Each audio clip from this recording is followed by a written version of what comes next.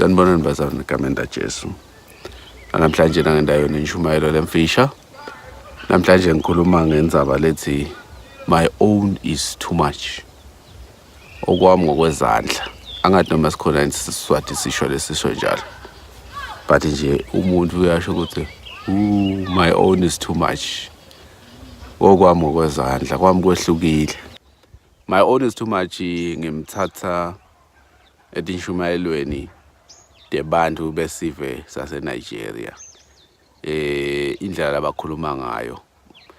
Kukhona umshumayeli lengijwayele kulalela inshumayelo takhe ngo-Abraham Yakubu uyaye athi my own is too much. Khona lapho khona shumayela khona nge-judgment day uthi ke bantu labanengi bayawukhala ngokuthi my own is too much. Lokusho ukuthi kwami bekuvele ku beyond emandla ami. So ilapho lenshumayelo yami namhlanje na my own is too much uqhamuka lapho. Kungenteka kube akusiko grammatically right ngesingisi sona singisi siluqobo kodwa ngile ngakuthatha ngakuva ukuthi kuta understandeka vele my own is too much.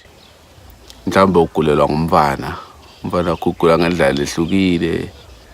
Mhlawumbe lomunye ulimele so akasabona emehlweni noma keve endlebeni bebadlala balimatana uve ngathi okwami ngokwezandla my own is too much. Mhlawumbe uhlushwa spouse sakho ndoda yakho noma umkakho uhlushwa ngumphathi emsebenzini uhlushwa ngumfana noma ngumakwakho noma ngumakwakho uzuva nje ngathi kwami kwehlukile kwami kubhlungu kakhulu.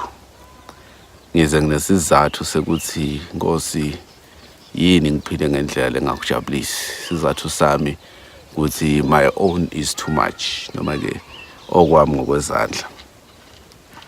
Kunebantu labakha imali bayakhe ngendlela letingakalungi phambi kwaNkulunkulu. Ngidawubekisa ngalesi kujwayele indzaba yabo prostitution. Uma kachaza umuntu uthi kungoba ngiyahlupheka angothola umsebenzi abe netizathu athi kwami vele kulukhuni angikhoni ngingako nje ngila nama ngithanzi kwendalo lengikwendawo. Lawukhuluma ngaloko ke namhlanje. Setha sesibuka tibonelo lethi seBhayibhelini kubantu lebebangasho nabo bathi my own is too much. Bathi okwami ngokwezandla. Sitawufunza nje iBhayibheli knowledge, general knowledge yeBhayibheli. Ngeke ngize ngikhothe ama scriptures but sitawabuka igeneral knowledge. Bese ngikhuluma ngethembiso ke. Nasifunza 1 Corinthians Korinte bekuqala chapter 10 verse 13. Kunesethembiso lesisho uNkulunkulu lapha. Uthi lapha anikafikelwa kulinga lokwehlukile kunekoba abantu bonke. Kepha uNkulunkulu wethembekile. Yena angeke avume ukuthi nilingwe ngalokungetulu kwemandla enu. Ngesikhathi sekulinga utaninika emandla ekuma anendele nendlela yokuphepha. Yebo kusilingo. Ngiyayibona lenzaba kungako Jesu athi uma sithandaza sibothi Nkosi ungasingenise kulingweni. Ngoba kulingwa kuyendeka kwehluleke ungene sonweni ngoba ulingiwe ucabanga ukuthi kungetulu kwemandla akho kwami kwetandla my own is too much. Lithi leBhayibheli la uNkulunkulu uthembekile ngeke avume silingwa ngalokungetulu kwemandla. Lokusho ukuthi vele kutawendeka ubhekana netimo letilukhuni kodwa amandla akho ayatestwa. Ngilapho la ubonakala khona ukuthi amandla akho angakanani. Ngiyakhuthada ke namhla mntaka baba ungendeka unesimo lesolukhuni kakhulu. Angeke ngisati kodwa nginale message ukuthi khuluma naNkulunkulu. Wethembekile uNkulunkulu ngeke avume silingwa ngalokungetulu kwemandla. Ake sesibuke nathi ibonelo. eBhayibhelini siyakhumbula ukuthi kuneba mfana noma ke there are three Hebrew boys. Labafana laba kwaku Shadrach, Meshach na Abednego. Lokwafika isikhathi lapho khona kwathiwa abaphonswa emlilweni ngoba balile ekhothama kuNkulunkulu longasiya uNkulunkulu labamadiko. Siyathi-ke ukuthi bebangasho lapho ukuthi oh God, this is too much. Asale sikhothama kube kanye kuze nje siphephe. Kodwa bala uNkulunkulu wabanika amandla ukuthi kulesi lingo bebabhekene naso bas overcome. Sakhumbula ukuthi na-Abrahama yena-ke abeconzene naNkulunkulu mathupha. Wathi uNkulunkulu ku-Abrahama akathatha indodana yakhe ayonikela ngayo ibe ngumhlatshelo wokushiswa. Abrahama bekangasho ukuthi oh Nkosi, uyabona-ke manje this is too much. Angeke ngize ngikhona kwenda lokho. Because kungeke ukuthi indodana yami nayo ngiyithole kalukhuni bese sothi anginikele ngayo. Abengasho Abraham ukuthi my own is too much. But uNkulunkulu wamphe amandla ekuthi akuncome lokho. Siyabetha indzaba yaStefane naye waze wagcotshwa ngamatshe. Naye afela ukukholwa kwakhe. Naye bekangasho ukuthi oh Nkosi, my own is too much. Angisale ngigive up. So laba bofakazi nalabanye labanenge eBhayibhelini lesingabati lesingafunza ngabo lesifunza ngabo kunama cases aMoses lapho khona kwakulukhuni bantwana bakwaIsrayeli abesho ukuthi ya kumadima. Sakhumbula ukuthi waze wacela uNkulunkulu ukuthi amana atholela amanye amadoda atombambisa kulokhola sife sakwaIsrayeli. Abengasho naye ukuthi my own is too much, God, I'm giving up. Kodwa akazange. Manje ngilokhuthata ukuthi as long as kusesenyameni inyeva lisesenyameni akusiko lokho sizathu sekuthi ungayekela ugive up kuNkulunkulu. Yebo linyeva emtimbeni libuhlungu. Kodwa lobo buhlungu abufiki ezingane ukuthi noma kungaba ngakanani noma ungaba semlilweni literally njengabo the 3 Hebrew boys akusiso sigaba sekuthi ungaze uthi uNkulunkulu this is too much, I'm giving up on you. Ndawuchubeka ngikhonde thixo kule case lesikhuluma ngayo yalama 3 Hebrew boys. But akufiki lapho ngoba uNkulunkulu ngeke azavumule ngalokungetulu kwemandla akho. Phinze futhi uma ngabe kusenyameni ungaba buhlungu kangakanani noma kugula kubuhlungu kangakanani umtimba ubuhlungu, don't give up.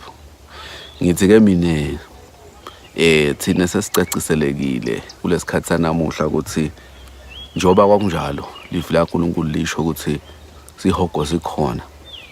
Kunekuthi ungafa uyesihogweni ngoba ugive up kuNkulunkulu selamhlabeni. Ungamane ufele kulobo buhlungu lobukhona. Ufele lapho kodwa uyathi ukuthi uyishayina inzambo uma ufika ngale utawujabula. Asesinake nokuthi lobuhlungu bukeka bubudze, bubukeka bubulukhuni bungeke bu-overcomeke. Ngibuya kunendzaba yokuthi umtimba wethu noma ke kuphila kwethu kufishana emhlabeni. Kufisha emhlabeni ilivi laNkulunkulu lithi kuJakobe 4:14 ningakusho kanjani lokho njengoba ningaladi likusasa lenu lekuphila kwenu ukuthi litawuba yini, ngobe kuphilwa kwenu kunjengenkungu lechamuka ibonakala esikhashana iphinza inyamalala. Kusho ukuthi leti zinto leti even la komoya uma sewufile nje ngiyabekisa, uma ufa sowubuka emuva utawuthi hawu emhlabeni ngiphila isikhathi lesincane kangaka kuvele nje kwaba inkungu. Hawu kani 40 years lide kangaka nangabe ushona una 40, kani 120 years lide kangaka mangabe ushona una 20 years, una 120 years. Uyawumangala ukuthi hawu lesikhathi lesincane kangaka ngiso lesi determine ukuthi ngiyawuphila kuphi. Uma ngifa ngiyawuphila naNkulunkulu noma ngiyawuphila ekuhluphekeni kwaphakathi, because ukuphila kwethu ulide kufisha kakhulu kunjengenkungu. Kungako ke ngithi mina neBhayibheli lisho ukuthi akukamele sigive up on uNkulunkulu. Singagive up kuNkulunkulu ngoba lesikhathi sekuhlupheka noma kuhlupheka kuyini kuncane kakhulu kuyinkungu kutawudlula masinyane uma ubambelele ngoba lithi livi laNkulunkulu lo yangcoba abambelele kuze kube sekugcineni uNkulunkulu uyamnika umchele wokuphila.